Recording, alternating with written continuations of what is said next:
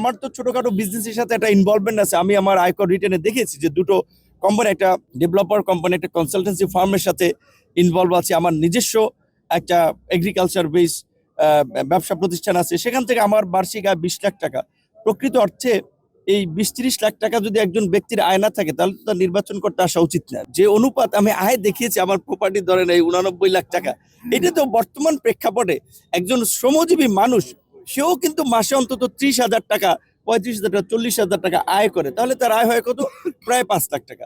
তো সেই ক্ষেত্রে এই আয়টা কিছুই না। আমার কাছে মনে হচ্ছে যে নির্বাচনী হলফনামার মাধ্যমে রাজনীতিবিদদের সততা এবং প্রকৃত অবস্থান বোঝা যায়। তো দেখেন, তারেক রহমান বাংলাদেশের সাবেক রাষ্ট্রপতি, সেনাপ্রধান, প্রধানমন্ত্রীর সন্তান।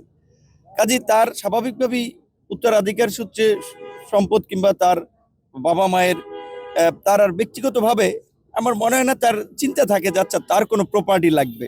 সেই জায়গা থেকে তারেক রহমান তো ভিন্ন বিষয়। তারেক রহমানের জন্য মানুষ যদি তার প্রয়োজন হয় 1,000 কোটি টাকাও তার পায়ের নিচে 1 ঘন্টার মধ্যে বিলিয়ে দেবে, কারণ মানুষ তাকে এত ভালোবাসে এবং তার প্রতি তাদের সেই আবেগ অনুভূতি আছে। জামায়াত ইসলামী একটি বড় রাজনৈতিক দল। এই দলে সাধারণত যারা দলীয় প্রধান হয় বা বিভিন্ন গুরুত্বপূর্ণ দায়িত্ব পালন করে তাদের খরচ টরচ পার্টি থেকে আমার জানা মতো অনেকখানি বিয়ার করে।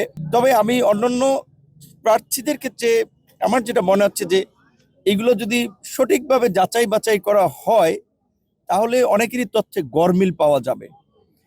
আমি যেটা আমার যেটুকু আছে সেটুকু সত্য। আমি ঢাকা বিশ্ববিদ্যালয় ইংরেজি বিভাগে পড়াশোনা করেছি।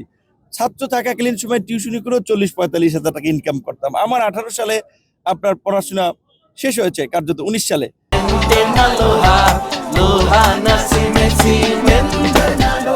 তো কাজে এরপর থেকে তো 19 থেকে আজকে 25 পর্যন্ত আমার একটা কর্ম আছে। আমি যেটা আমার আয়কর রিটার্নে উল্লেখ করেছি, আমি এই অগস্টের পর আপনারা দেখছেন টেলিভিশন খুললে দেখবেন টক শোতে, আমি তো দেখছি টক শোতেও মাসে দেখা যায় 40-45 হাজার টাকা অনারিয়াম পাওয়া যায়। তারপরে আমার তো ছোটখাটো বিজনেসের সাথে একটা ইনভলভমেন্ট আছে। আমি আমার আয়কর রিটার্নে দেখেছি যে দুটো কোম্পানি, একটা ডেভেলপার কোম্পানি, একটা কনসালটেন্সি ফার্মের সাথে ইনভলভ আছে। আমার নিজস্ব একটা এগ্রিকালচার বেস ব্যবসা প্রতিষ্ঠান আছে, সেখান থেকে আমার বার্ষিক আয় 20 লাখ টাকা। প্রকৃত অর্থে এই 20-30 লাখ টাকা যদি একজন ব্যক্তির আয় না থাকে তাহলে তো তার নির্বাচন করতে আসা উচিত না। নির্বাচন তো আপনি মানুষের কাছে পয়সাপাতি নিয়ে করবেন আর মানুষ দেবে, এই টাকা দিয়ে বাংলাদেশের প্রেক্ষাপটে নির্বাচন হয় না। আর যারা যদি নির্বাচন কমিশন একটা বিধান আছে যে আপনার ধরেন 30 লাখ টাকা, 35 লাখ টাকা খরচ করে, কিন্তু আমি চ্যালেঞ্জ করে বলতে পারি বাংলাদেশের কোনো প্রার্থী এই নির্ধারিত খরচের মধ্যে থেকে নির্বাচন পরিচালনা করতে পারে না। এটি সম্ভব নয়। আমরা যেটা বারবার বলে আসছি যে বাংলাদেশের রাজনীতিতে আমরা একটা পরিবর্তন চাই, কালো টাকা, পেশি শক্তি, আধিপত্য বিস্তারের আমরা পরিবর্তন চাই। কিন্তু নির্বাচন কমিশনের এই সমস্ত বিষয়গুলো গতানুগতিক থেকে গেছে, এখানে পরিবর্তন আনা দরকার।